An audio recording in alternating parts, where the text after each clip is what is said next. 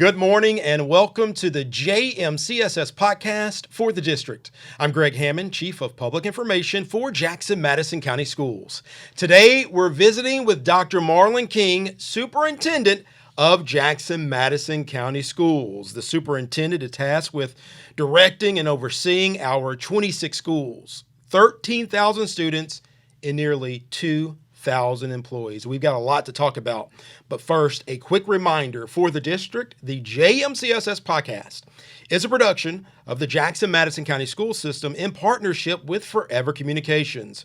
You can listen to this episode on Apple iTunes, Google Podcasts, Spotify, or wherever you listen to your favorite podcast. Superintendent King, welcome to For the District. Thanks for having me. This is the 50th episode. You know, it took a while to get the big boss in. Actually, Coach, at the district office, we call him Coach. Right. So people don't really understand the demands of your job.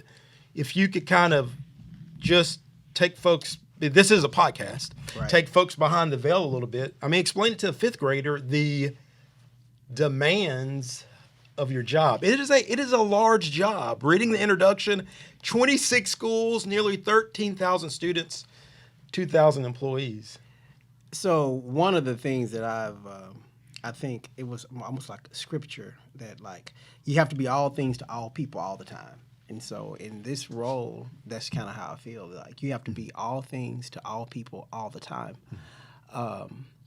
What is, I guess, the most critical part of this job is making certain that families, children are safe. And the second important thing is making sure that our staff members are safe. So when you think about 2,000 staff members and you think about 13,000 students and you think about buses traveling, you think about lunches being prepared, academic instruction being provided to all students, operational things in terms of deferred maintenance, buses traveling at 5 o'clock in the morning. You go from board meetings to county commission events, different events throughout the community, church events. It's never ending in terms of this work. But I think what's important to people is that you have to look at this work from a different lens. Okay. And because this is my third rodeo in terms of the superintendency. This is your third time being a superintendent? Third time being a superintendent, Haywood, Fayette, and now Jackson-Madison County. And so I think most superintendents would tell you this is not a job that you do or you volunteer to do or you continue to do unless this is a part of mission. And so you have to look at this from ministry. And so I look at it from ministry and being able to be an overseer of people and making certain that I'm serving the people. Mm-hmm. And that's what's important to me. And I think if you look at a lot of the things that we've pushed through this administration and how it's been focused on people and making sure that we invest in people who will then in turn invest in our students so that we can get the best outcome from them. You're listening to For the District, the JMCSS podcast. And the other voice you are hearing is our superintendent, Dr. Marlon King, superintendent of the Jackson-Madison County School System. So I cheated a little bit. I went away from the general first question I usually ask. So I'll stick to the script. Let me stick to the script now. Dr. King, did you always know you wanted to work in education? I think I had some indication. However, I started school in accounting, and so I enjoyed math, and I thought that was the path that I wanted. But I always knew that it was something special about children. Mm-hmm. And so I didn't know what I wanted to do with children, but I wanted to do something with kids. And this is the path I took. And I was particularly interested in students in the early age. Okay. Because I thought not having a male influence in the early age was something that lacked. In public education, or even not even in public education, just in youth development, that you just didn't see that much. And I think how important having that male influence at the early age is so impactful. And so that led me into education. I know you're big on family. Big on family. And coming from Haywood County, were there males in your life that were able to kind of guide you and influence you? Is that why you have that appreciation? I think only my father, but no, and that's the reason that I thought it was important to do that. Is because in the early grades, you didn't just see male teachers. You didn't see many males other than the principal of the school. And so when you think back in the 80s, male principals, but not male teachers in kindergarten, first and second grade. So you saw those teachers when you got to more of the intermediate level, middle school level, high school level. For folks who've ever watched you in a board meeting or commission meeting, to hear accounting was your first major, that won't be a surprise because you're very perceptive when it comes to the counting of the dollars and the fact that the school system has been so healthy financially. That won't be a surprise for many folks to hear. Growing up in Haywood County, thinking about that time, what did you know about Jackson back then? Or was Jackson the big city for you back then? So Jackson was the big city for us. I mean, you all had McDonald's, you all had a mall. I mean, Christmas shop, we did everything in Jackson. I mean, Jackson was our next home. So being that close, I mean, we had so much respect for the hub city. And so I feel like I'm right at home because as a child, we spent so much time in Jackson. I remember, I think it's Nando Jones. Yeah, downtown. Yeah, downtown. I mean, I can remember there was a Walmart in Bemis, so when I came back, and I think it's something differently now. Yeah, it is. Walmart in Bemis, we just saw all type of things that reminded me of my childhood experience as I drive through the community that I can remember. Hey, this used to be a Pizza Hut right here. Now, I may not remember as much as a person who is born and raised here, but I do remember a lot of the things that growing up that we had a chance to experience. We had family picnics at Muse Park. Wow. Yeah, so we had church events with different congregations throughout the community, so it feels like home. It's almost time for a quick commercial break, but let me ask a question before we go to commercial, or let me go to commercial and let you ponder this for a minute. That's what I'll do. When we come back from this break, this is the question I want you to address. We know there are many paths to success. Right. There had to have been a key moment in your life when you knew a college degree was something you wanted to go after. Right. When we come back from this commercial break, I'd like to kind of get your thoughts on that. We're visiting with Superintendent Dr. Marlon King on For the District, the JMCSS podcast on JJ 97.7 FM. Don't go anywhere. We'll be right back. Jackson-Madison County Schools and Forever Communications want you to leap up for literacy. Community partners like Lieutenant Rochelle Staten are increasing literacy across the community by reading 20 minutes every day. I called, Mr. Pig, are you in? Get out of here, wolf. Visit jmcss.org to hear the rest of the book and to discover ways students, individuals, and families can increase literacy across the community. Welcome back to For the District, the JMCSS podcast on JJ 97.7 FM. We are visiting with the Superintendent of the Jackson-Madison County Schools System, Dr. Marlon King. Dr. King, thanks for being here. Glad to be here. This is episode 50, so we wanted to make it special for our listeners.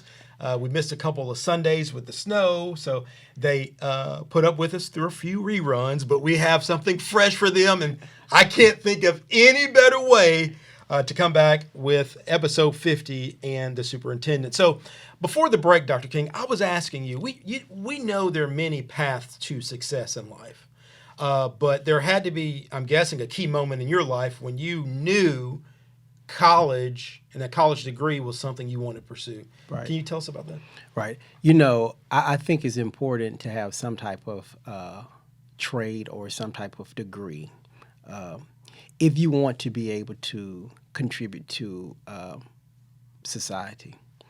Now, do I say that it's important to go to a 4-year college? No. I just think you should have something where you can become an expert to give back to society. And so I knew that if I wanted to help children and thinking along those lines, what was it that I needed to have that ticket in order to do that? And so the only thing was pursuing a degree in education. I knew that took 4 years. And that led me down that path. And then after that, I thought, there's something greater than just being a classroom teacher. And then so I pursued more degrees to be able to serve in leadership roles. We're visiting with Dr. Marlon King, Superintendent of Jackson-Madison County Schools. Tell us about your path in education. You're in leadership now. Okay. But where did you start? Were Yeah. you a teacher? Were you a school counselor? Tell us about that. Yeah, I think it's important for people to know. The work that I observe every day that people do, I'm so grateful. I'm so appreciative of this work, simply because I started like as a substitute teacher. That will be a surprise to a lot of people to hear that. Yeah, I started at the bottom. Like the song says. Yeah, I started at the bottom, and then I went from that to a teacher assistant, and from there to a teacher, and from being a teacher, and what was unique, I went from packing my classroom up one year as a teacher, and going into the principal's office and becoming a principal. Not having any experience as an assistant principal or coordinator. I'm like, okay, I'm in this principal office, and now I just left from being a teacher. So how does this work, God? But he knew. And from being a principal, I packed up and went to be a superintendent. Never been an assistant superintendent, never worked at central office level. And I'm saying, okay, how is this going to work? And so I took that leap. And then I thought, I really want to know how to maximize and how to do this work and do this work really, really well. And so I decided that I want to go to the State Department to kind of like look back at this work and see what did the most successful superintendents do. Because I knew going to the State Department that I would want to come back to this work to really help communities and having an opportunity to work at the Tennessee Department of Education in a role within the region. I had an opportunity to work with some of the best superintendents in the region and learned a lot from them. And from that, I came back to the superintendency with a different lens on what I need to do, and that was in Fayette. And then from Fayette, I came to Jackson-Madison County to serve after I had watched this district for about a year and read about the district and did a lot of research and studying, and like this is where I'm supposed to be. I want to really know about it so that I can make sure that I give this community what they want. But now this is something that people don't know. Dr. Jones, Dr. Eric Jones called me probably in 2018 when he decided that he was leaving. He said, I can't think of a better person to be the superintendent for Jackson than you. And I said, man, you got to be kidding. No, sir. It's like, no, I'm not the one. Not me, sir. And he was like, I'm really serious. I said, I'm really serious. And I mean, he called me early on. And so I'll never forget that. And I think people should know that about Dr. Jones, that he was looking out for the interests of the system, saying, hey, look, I think we got to make sure we got the right person, the person that can really work and can really, work with this community and bring some things in. And that's the reason I appreciate his work that he did before me. And I think I talk about his work all the time and say, you all didn't see me coming in saying, okay, we're going to get rid of this program, we're going to get rid of that program. I said, we're going to expand, we're going to continue to provide options and opportunities, what he started. And so I think that's important for people to know. We're visiting with Dr. Marlon King, Superintendent of the Jackson-Madison County Schools System. When you describe packing up your room as a teacher and moving into the principal's role, it's easy to, say that in words, but wow, what must have played out? Someone saw something in you.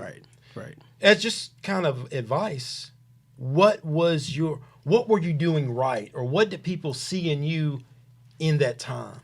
Yeah, I think we all must remember hard work pays off. That's pretty simple. Hard work pays off. And when people see your hard work and your commitment to the work, no matter if they recognize it or no matter if you get accolades for it, it will pay off. And that's what I've experienced. Hard work will pay off. And I think oftentimes people think that you can get around by barely working, or you can freeload, or it's not going to work. If you really, really want to get to if you really want to get to the next level, it's going to require hard work. And once you understand that, then the work becomes hard work, HEART. Okay. And so after you do Back hard to work, ministry. yes, exactly right. So after you do the hard work, and you understand, okay, this is really hard work, and hard work requires you to have a heart, because let me tell you, the things that you go through in hard work, oftentimes you don't feel appreciated because people don't realize the sacrifices that you make, like for yourself and for your family, and things that you have to do that other people can't do, right? I was listening to someone on a segment, and this person said, with influence comes responsibility. That's so important. And so when you're in an influential role, there comes responsibility.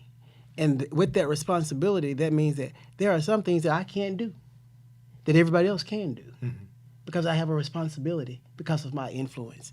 And so you have to look at all of that and understand that this work transitions from, after working really hard, then it becomes about the heart. And then that heart leads you into doing the work at a level where it becomes like really mission and ministry work, because you, in this work, in a leadership role, you have to start over every single day. You have to forgive every single day, because people will make mistakes. We are humans. Yeah. And I think you've worked with me long enough to know that people make mistakes. Yes. I'm not going to put you out. I'm not going to throw you out. I forgive you. Let's go on. We still love each other. We're humans, and I cannot allow people not to be humans. I have to respect you for being a human, and so that's where the heart, HEART work comes in. It's so rare, and we're visiting with Dr. Marlon King, Superintendent of Jackson-Madison County Schools. It's so rare, and you're a little bit of a history buff, and I know you know this. It's rare for our school system to hire a superintendent who's already been a superintendent. Right. If you go back, you research the Jackson Sun, you research our articles, it's rare. Right. So you were a superintendent twice before coming to Jackson. Right. In itself, Right. that is remarkable. What do you, and I know you mentioned hard work, and maybe that's the answer, but what do you attribute it to? And it's just like, it's so rare, so I do want to ask, what do you attribute it to? Since it's so rare, what do you attribute that to?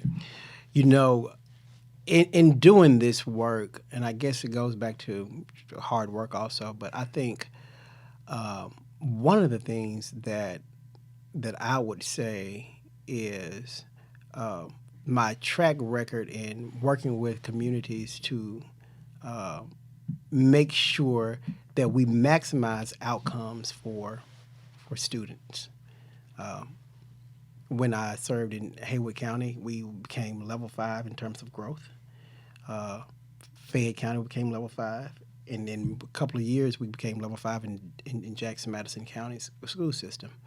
In the classroom, and also I'll back up, even as a principal, I'm a few to become a blue ribbon school principal. So I think people look at their track record and they think about, what is it that this person can offer our organization? And I think when we think about education, we're thinking about how do we improve outcomes for kids. And so they know that I have a pedigree to work in the space of improving outcomes for kids. So I think that's one thing.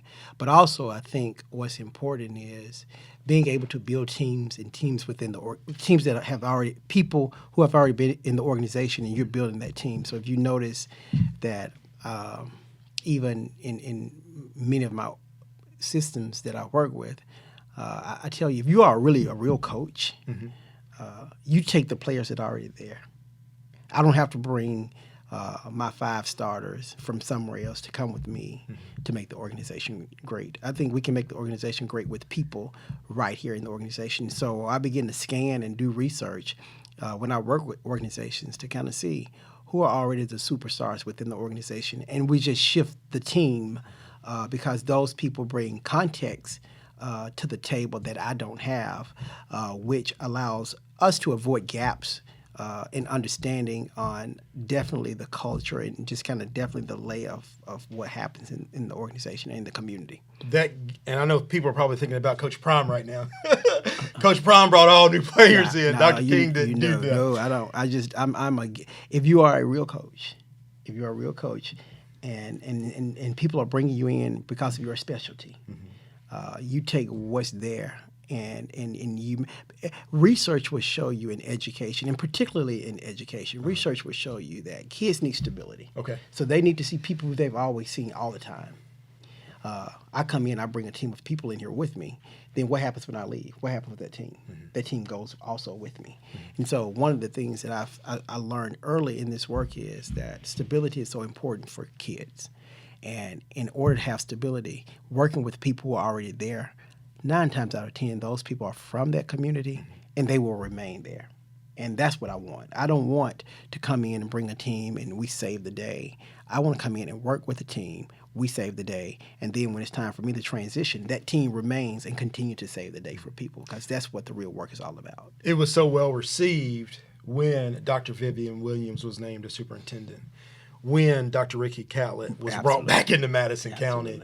That was so well received, and I know many, many, many people in the community appreciate that about you, because even though they didn't know you at the time, they really were able to kind of view the type of person and character you were by those being your first 2 moves. That was very appreciated. You were part of my third move.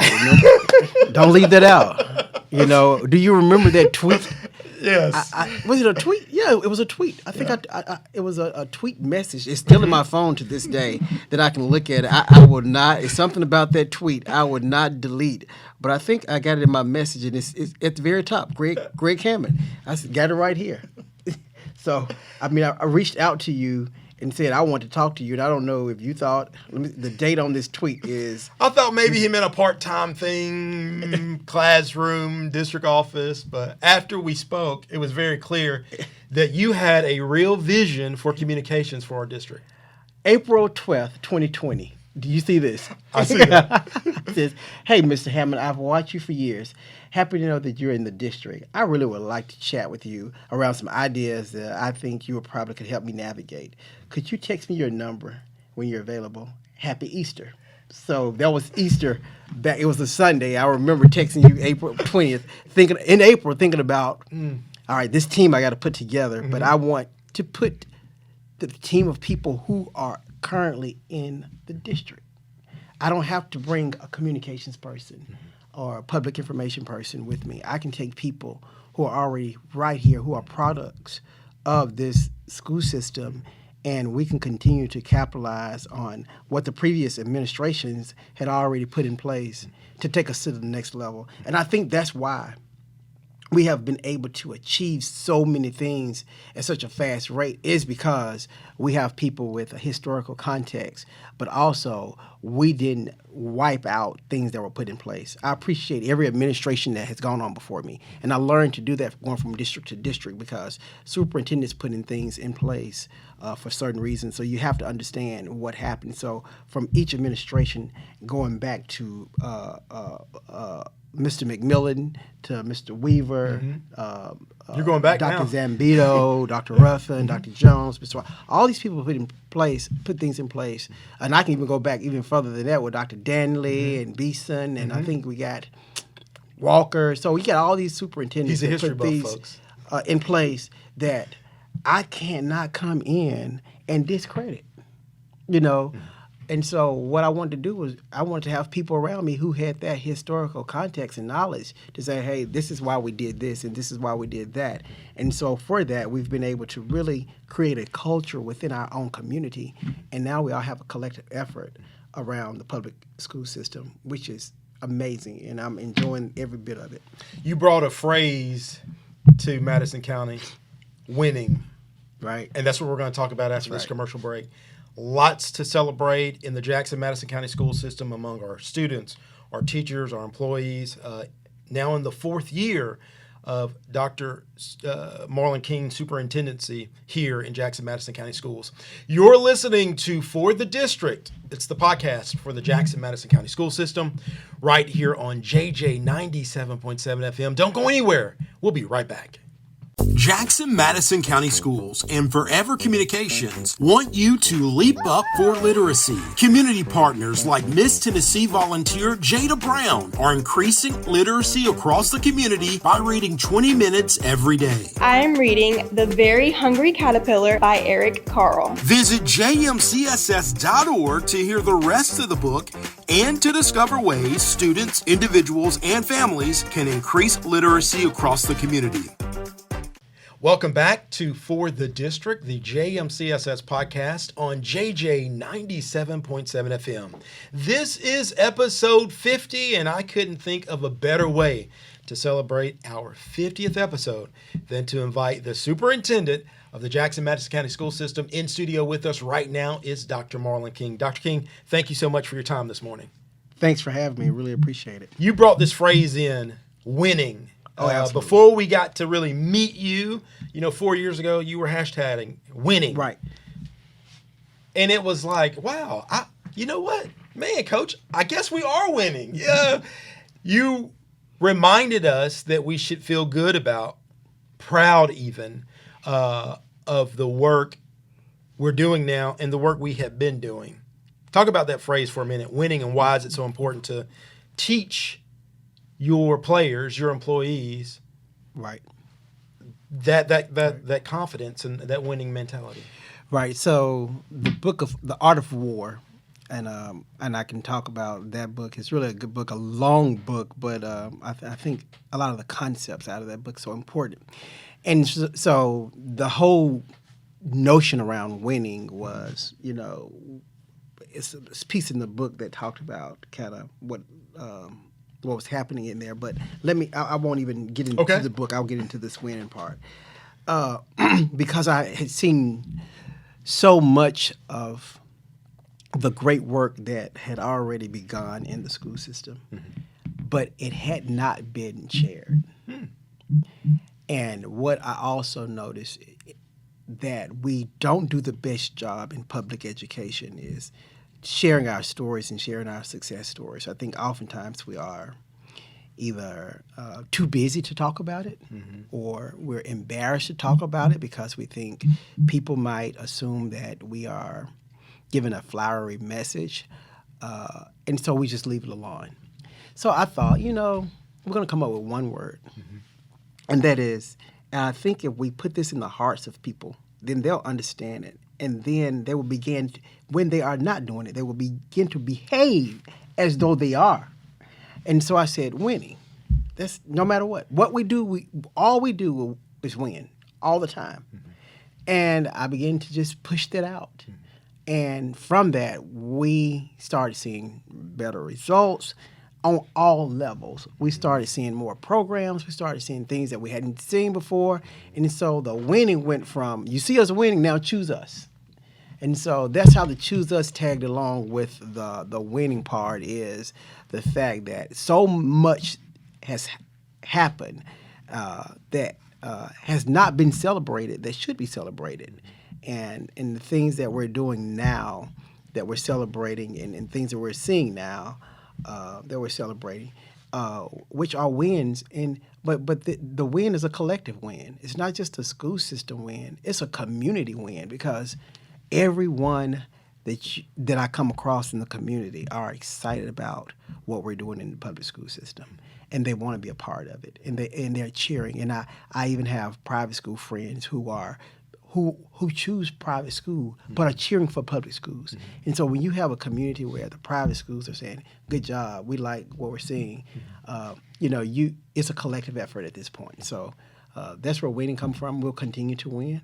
And we have a lot of great things that'll be coming out that I'll be sharing in our annual report. There will be big wins for not only the staff, but for students, but just for the overall operation of the school system. before we really got to know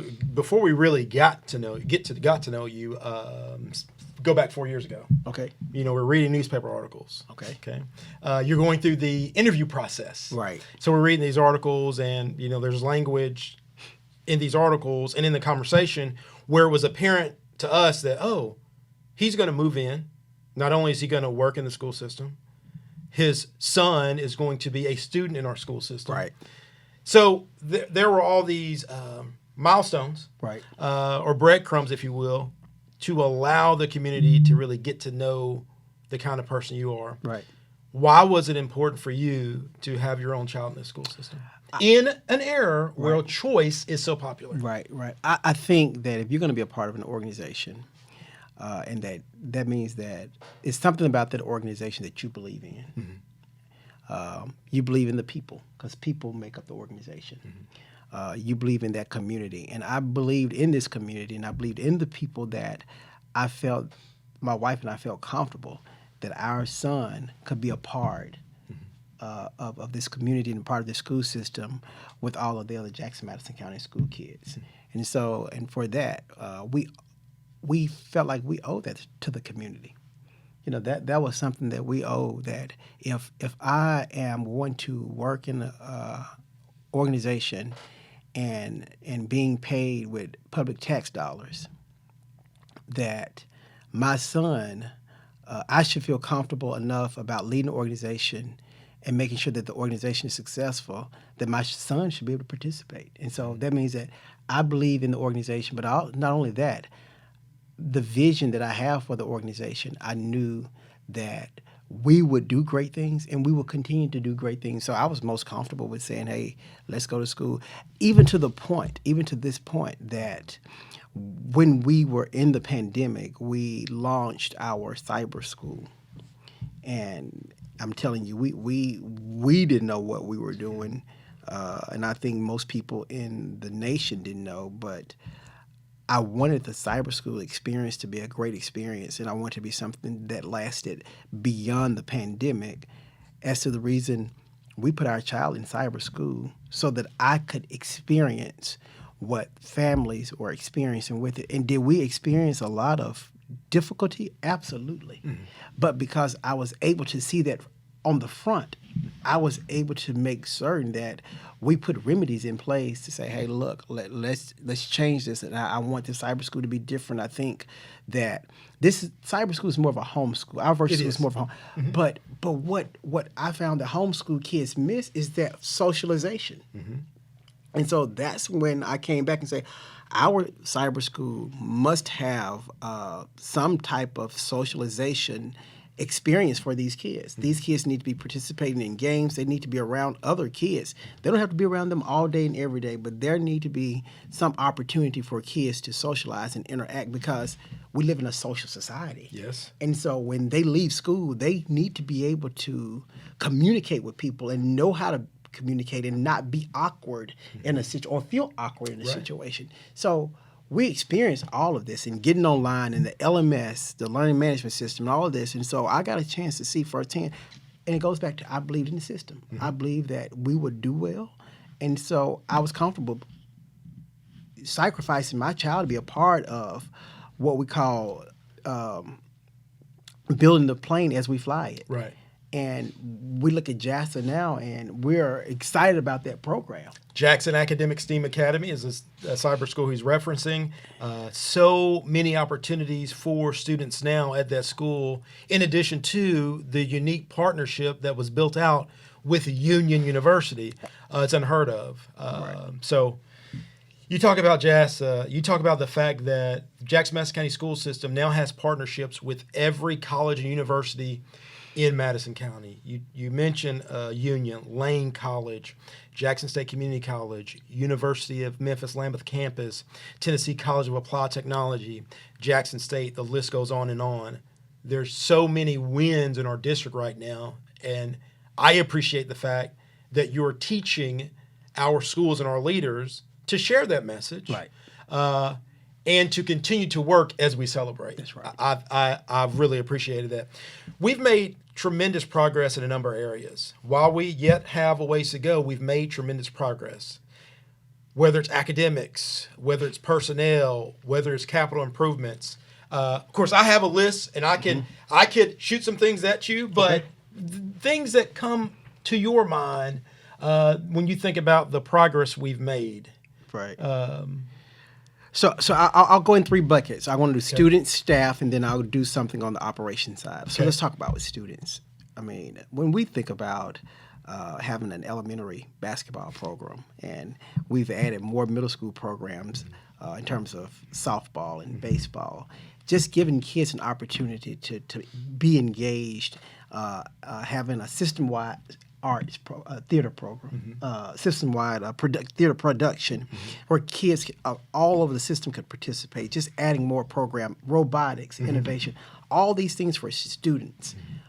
I'm just excited because this is what it's about. I get really, really excited when I see where we're able to put in programs in place. But I think what's also important is with the new TISA funding, which is our new funding model for school systems, there is a mechanism in there. There is a part of the methodology where you are funded for your outcome, your performance on TCAP. Okay. Although we are not where we should be, and we're going to continue to work to get there. But I think what's important is when you receive $900,000 additional to your budget because of your outcome, that says a lot about what students are doing. That says a lot about what our teachers are doing in the classroom and our leaders every single day to make sure that our kids get it. And so when you almost write it $1 million for outcomes, that's the evidence, that's the proof. And let me ask this follow-up question, Dr. King. For folks who don't work in education, they might hear you mention elementary school basketball or robotics, and they might not see the connection of how that could lead to greater academic success. Can you put those two together? Explain for people who may be listening and don't understand why that's important. I had a parent who I was talking with, and the parent child is now participating in a middle school sport that wasn't offered. Okay. And all of a sudden, this child is alert. When it's time for practice, it's practice. And now when it's time for classwork, they're on top of their classwork because they're looking at, I have to do my classwork in order to participate in this extracurricular activity because this extracurricular activity can be taken. We want kids to belong. Oftentimes, we feel like, okay, schools, you come in, you learn, you read, and you go home, and that's it. Every child should have a space in school. Okay. Every child should have some type of connection, and that's why I want us to make sure that we put as many programs as we can to make certain that kids feel belong, kids come to school.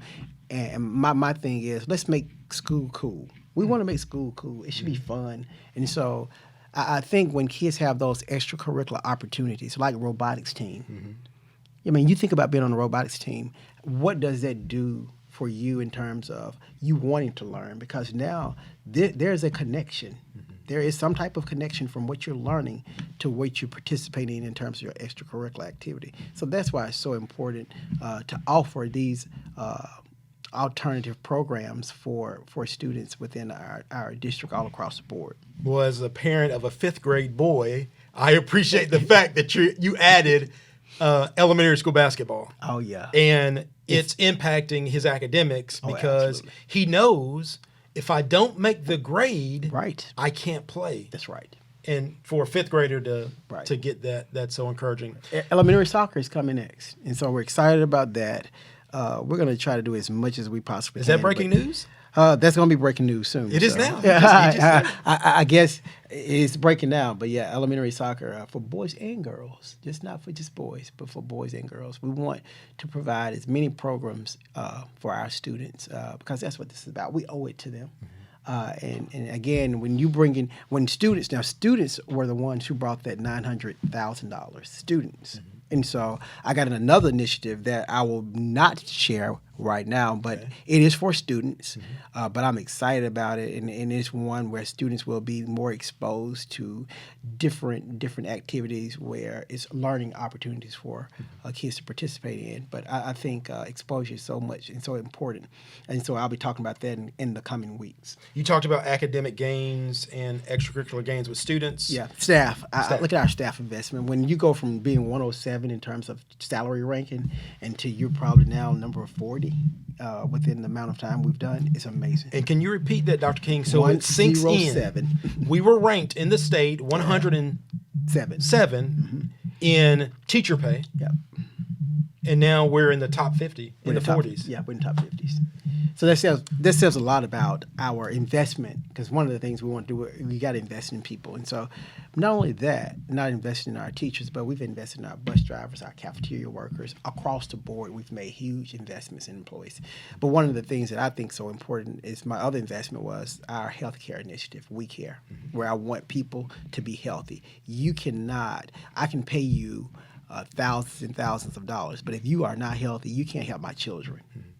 And I think these parents are expecting us to make sure that we give our kids a quality education, a quality experience. And so I want you to be healthy. And so that's why the We Care initiative, where we fresh fruit and more water intake, more steps. I mean, as a matter of fact, I was on We Care, to give an example. I probably lost 15 pounds, if you probably can't tell. Someone said, "You look tall." Did you remember the guy said, "You look taller"? I was like, "I just lost some weight."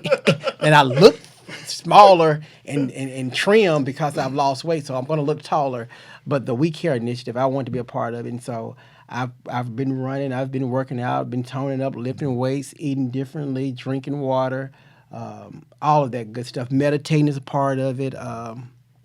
I mean, so much is within that We Care packet that I think is important. So those investments, like we're investing financially, but also investing in your physical health. I mean, That holistic approach. That holistic approach is so key to the development of just people, and creating that organization where you care about people. Remember, it's the HEART. You care about people, and you want people to feel well, and you want people to do well. But guess what?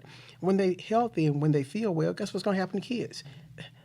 They're going to enjoy teaching kids. Right. They're going to enjoy doing fun things around kids because you feel good. And when you feel good, you can do so much more. And then the last bucket, I would say, is more operational. When you think about our Hub City Central, and you begin to look at some of the projects that we have going, with a STEM Innovation Center, probably be one of many within West Tennessee, with our Hub City Central complex, where we'll have the central office, football stadium, and Oman Arena, and where the central office will become more of a resource center, where we have adult education, a literacy learning lab, reading tutoring programs, and things like that.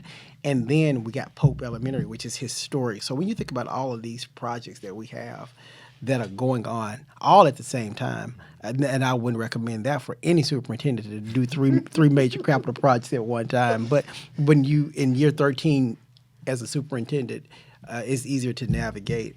But when you think about all of that's happening right here in our school system, it's exciting, it's energizing. But I think the most important part is because the community support. The community support and the collective effort around making our public school system strong, that's giving me energy. That's where I get my energy from. It's when I see the appreciation and the support and people cheering us on and say, "Let's go." I mean, it's like putting 93 octane in me and it's sending me out on the street, and I'm ready to go. So I'm grateful. I'm very humble for being able to be a part of an experience like this, because this is the first time for me. Final question. What is it like to be in Jackson, Tennessee at this time in the life of this community, because so many things are going on when you think of industry and growth? What's it like to be a resident in Jackson, Tennessee at this time? I couldn't think of a better place to be at this time in history. I couldn't think of a better place to be at this time of history in Jackson, Tennessee. Although, as humans, we all don't agree. Right. We all have our own moments when we disagree. But for the most part, and for the majority of my experience, I have been overwhelmingly surprised and supported by this community, and I appreciate the partnerships we have working with the chairman of the county commission, Commissioner Mike Taylor, has been an absolute breath of fresh air, just in terms of our understanding of certain things. Just working with the full commission, working with the school board, has, as you can see, has always been a delight. And so I appreciate the support that I get from of the school board. Mayor Conger, I mean, one call, that's all. I think that's a commercial. That one call, that's all. And so he's been very, very supportive, and from day one. And so I can't thank him enough, and all of our elected officials. I just really appreciate just the support that they give us. But even beyond that, our pastors in the community, Yes. all across, been supportive. We got businesses, I mean, that we can call upon, and I mean, they're right there. Restaurants, I mean, it's just so many people. If I keep listening, I'm going to forget someone. Yeah, you might get in trouble. And I'm going to get in trouble when I see them on the street. And so I want to say, is everybody in Jackson, Tennessee? Awesome. You hear me? Everybody. I can't thank everybody enough for, again, allowing me to, serve in, I think, one of the most critical departments in our county, and that's the education department. So I'm very grateful. I'm very humble to have this experience and this support. He is Superintendent Dr. Marlon King, Superintendent of the Jackson-Madison County Schools System, now preparing to wrap up his 4th year here in the district. We want to thank him so much for his time. Remember, if you want to connect with the superintendent in his office, go to jmcss.org. If you go to our homepage, you'll see yellow icons. The yellow icon that says Contact Us will get you the Let's Talk. Or you could just type in jmcss.org/Let's Talk. Be sure to connect with the superintendent and his team. Thank you again, Dr. King, for your time. I appreciate all the work you do. You've been listening to For the District, the JMCSS podcast. We want to thank you for tuning in, and we hope you have an excellent Sunday and a great week. We'll see you next time.